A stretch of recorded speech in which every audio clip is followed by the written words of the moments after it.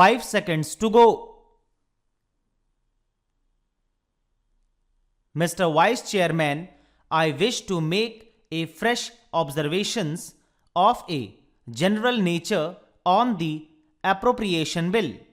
I know that this is an appropriation bill and not the finance bill, but perhaps it is permissible to make a reference to the policies which underlie this bill.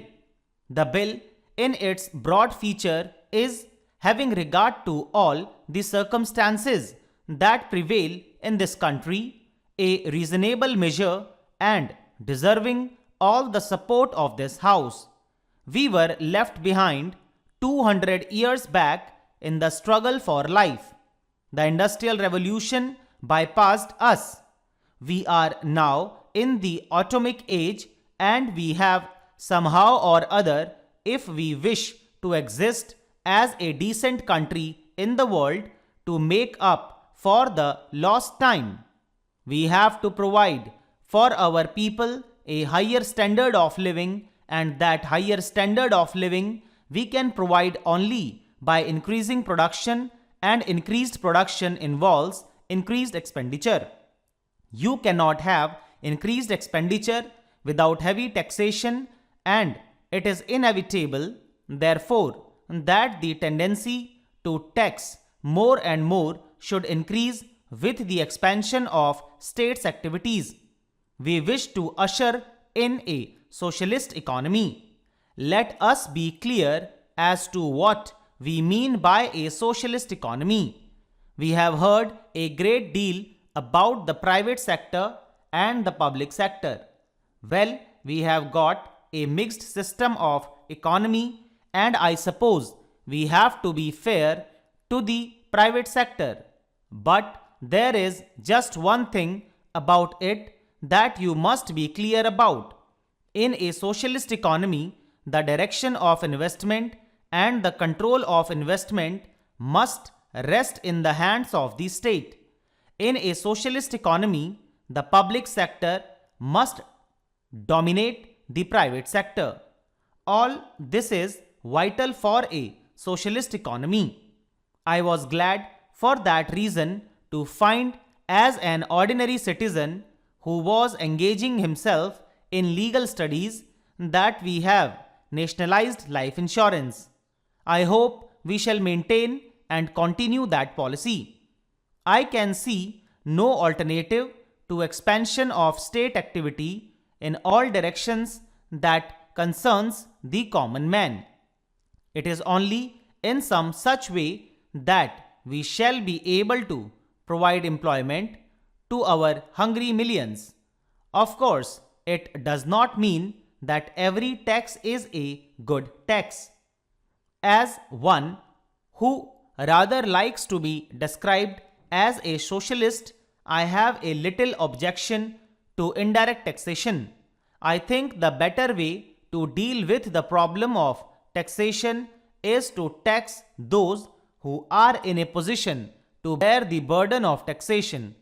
We find the richer classes always saying that the taxation is very heavy. Even if the taxation was moderate, they would say it was heavy.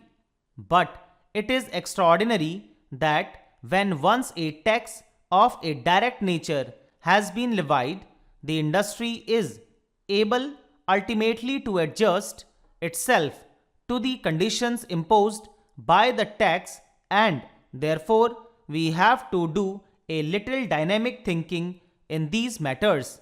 It does not mean that every item of taxation is a right item. Personally, I agree with my honorable friend that a tax on salt or a tax on food grains is not perhaps an ideal tax. It is not a right tax, and it should be levied, if it has to be levied at all, with extreme moderation. But my general point of view is that I would favor more direct taxation and less indirect taxation. May I just say that planning needs trained personnel. We cannot in the 20th century compete with the advanced countries of the world without trained personnel, and it is for that reason I am a little worried as one who has been connected with education for well over 35 years in my state about the rapid fall in our university standards. Now I speak with some knowledge of this question. I have been connected as an examiner with many Indian universities. I know them. I am in contact with our young men, and it is very painful for me to find that they are not able to express themselves today in any language whatever. It is not as if they are able to express themselves very well in Hindi.